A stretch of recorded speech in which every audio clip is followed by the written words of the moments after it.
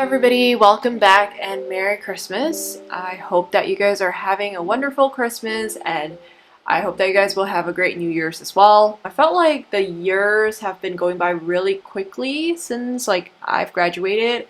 Another year has passed and have I done much with my life yet? Not really. So there's still a lot left to be desired, but this year I did complete a lot more sketchbooks than the previous years at least. So I think I did quite a couple of these larger format sketchbooks. And yeah, I thought it would be great and really on theme to share with you guys a sketchbook tour before the year ends. And on Christmas Day, no less. Hopefully I get to upload this on Christmas Day. So let's go ahead and get started. This sketchbook is fairly thin just because it was like an older sketchbook that I kind of started and didn't really like, so I tore it along the way, but then I picked it up again and I thought I just wanted to complete it. I'll go into greater detail when we get to the pages that I feel like I've improved on. This is the first page. I think I started the sketchbook actually quite early. This is the first spread, so I wanted to work on a collection of prints, so I did some hand painted fauna. It's you can kind of make out what it is, but you cannot really make out what it is exactly as well. And the colors I used here were from Old Holland. So I started using this palette, which is my studio palette. And I've actually had this for a while. I just never really used it because I always go towards my Robertson style palette. But I just thought it would be good to show this one some love. So this sketchbook actually mainly are done with this palette. This entire row is probably Old Holland, and then I think there are some M-grams here as well. I love the saturation of Old Holland paints. I feel like it's really quality colors and I just love how it reacts with water. So I would usually just use a round brush with a little bit more water, really spontaneous with these. Just wanted to create a print that was really organic, so that was kind of what the intention I had while going into this was. I love the colors especially. I think I just picked out the ones on the probably those turquoise blues. So yeah, and there's also some soft pastels here which are just swatches because I kind of use this as a whatever page. If I need to swatch some colors, I would just do it on the first page. I think I came back to fill these up a little bit later. Didn't really like the bottom half of this, so I covered it up. I do want to say that I feel like in this sketchbook I did try harder than the others to not ditch a piece so quick. The pen that I used throughout the sketchbook, this is the pen that I used. This is a Mont Blanc fountain pen in extra fine.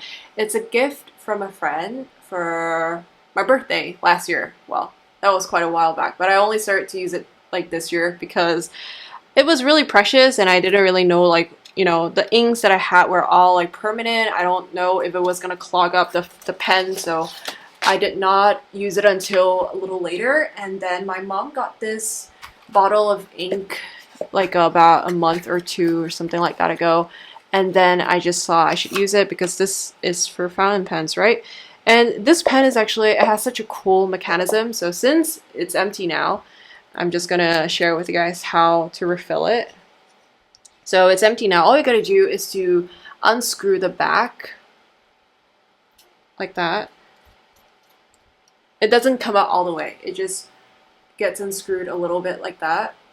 And then afterwards, what you wanna do is dip it in the pot of ink. Okay, like that, and then you can just clean off the nib a little bit, and it works now. So okay, there's a little heart. So now it works. Oh, it's not in focus. Now there's ink. That's just how you refill it.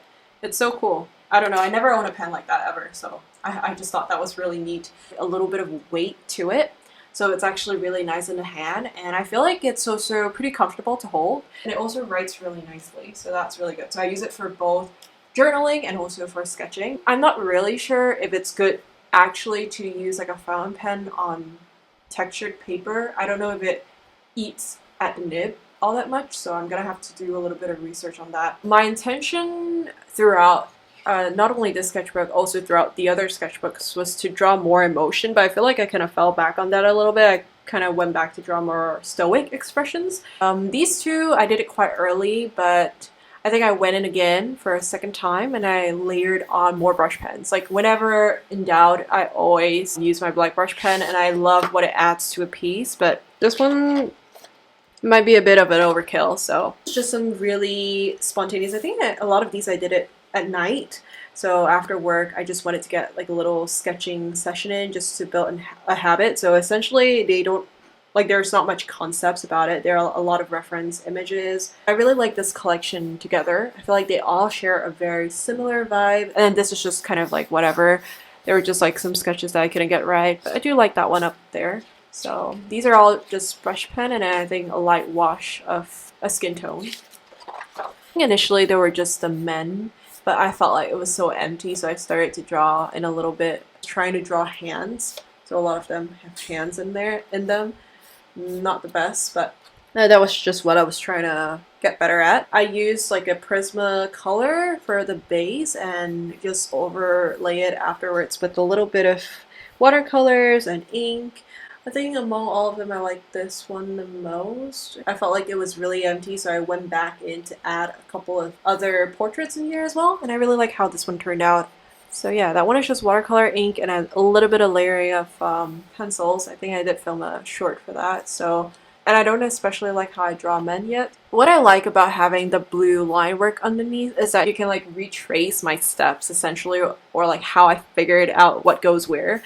And I feel like that is kind of interesting to look at. I do like to go in directly with a pen, which was how I was always like doing my sketches and stuff, and I feel like that really trains the hand and eye coordination as well as confidence. I want to be less precious with my art because I do still struggle with liking some bad art. If I make bad art, I kind of want to fix it immediately. There's like that itch that I can't rid of. This was done with gouache. For gouache, this is my supplies. Because I hardly share with you guys the gouache materials that I use because I hardly use gouache. I think this was actually one of my earliest art supplies as well. So it's the Winsor Newton Designer's Gouache, and they came in a set of 12, I think, but a lot of my gouache, because it was stored for such a long time, are all like dried. So I just like tear the package open, because gouache you can just re-wet, right? So that's just how I've been dealing with it. And I put all in this tray here. I like using this brush.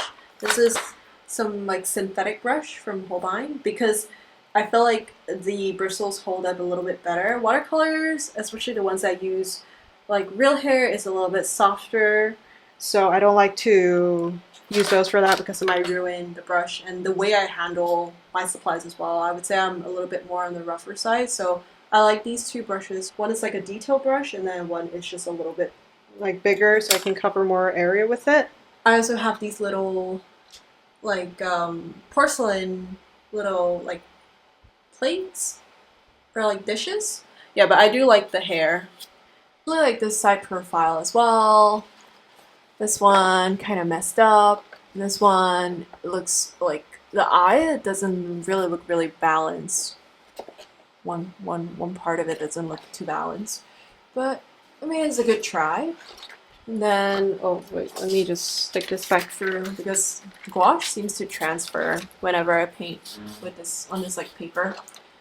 And then this is the next spread. I included a little bit of like an environment, I guess if we can call it even that, because it's just a couple of lines and a chandelier.